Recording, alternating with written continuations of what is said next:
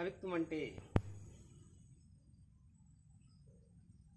మనిషి మనస్సు పొరల్లోంచి ఉబికి వచ్చే భావాల ఓట. ఆ భావాల తీయని ఓటను ఆస్వాదిద్దాం, అవలోకిద్దాం. మనిషి ఎదుర్కొంటున్న అనేక ఇబ్బందుల్ని, సమస్యలని సమాజం దృష్టికి తీసుకొచ్చేది కవిత్వం. కవిత్వం బాట పట్టినటువంటి ప్రతి కవి తనను కదిలించినటువంటి అనేక సంఘటనల్ని మనకి వినిపించడానికి, చూపించడానికి అక్షరాలని ఆయుధంగా చేసుకొని సమాజంలోకి వదిలిపెడుతున్నారు. ఆ వదిలిపెట్టినటువంటి భావాల పరంపరను మనం స్వాగతిద్దాం. వాళ్ళ ఉద్దేశాన్ని, వాళ్ళు కోరుకునే మార్పుని మనం మద్దతు తెలుపుదాం. ప్రతి సమాజంలో ఏదో ఒక ఇబ్బందికర సంఘటన, భరించరాని సంఘటన, కదిలించేటువంటి సంఘటన అనేక జరుగుతూ ఉంటాయి. వాటన్నింటినీ విప్పి చెప్పుతూ, కప్పిపుచ్చుతూ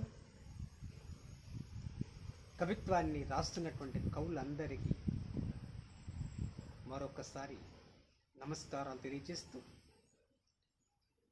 కవులు రాసేటువంటి భావాల్ని ఆస్వాదిస్తున్నటువంటి పాఠకులైన మీ అందరికీ పేరు పేరున శిరస్సు వంచి పాదాభివందనలు చేస్తున్నాను. కవి యొక్క ఉద్దేశ్యం, పుస్తకం యొక్క ఉద్దేశ్యం పాఠకుడి మనస్సులోకి ప్రవేశిస్తే తప్ప ఆ కవి యొక్క లక్ష్యము కానీ, ఆ పుస్తకం యొక్క సార్థకత కానీ తెలియవు. మిత్రులారా, కవిత్వము కప్పి చెబితే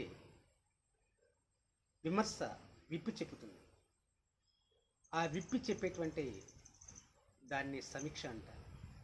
ఆ సమీక్షే నేను ప్రతి శనివారం రాత్రి 8 గంటలకు చేస్తున్నాను.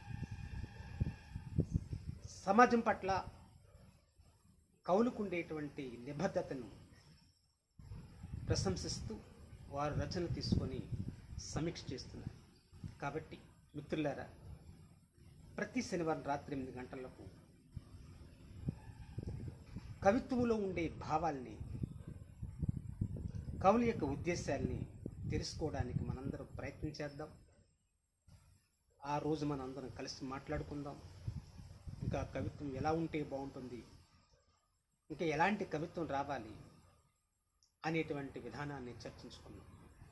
కాబట్టి మిత్రులారా, మర్చిపోకండి, శనివారం రాత్రి 8 గంటలకు మీ అందరి సమక్షంలో ఒక మహాకవి రాసినటువంటి పుస్తకాన్ని సమీక్ష చేసుకుని అదృష్టాన్ని కలిగిస్తారని భావిస్తూ మీ అందరికీ పేరు పేరున ధన్యవాదాలు తెలియజేస్తున్నాను. ఇటు మీ దాడి చంద్రశేఖర్ రావు.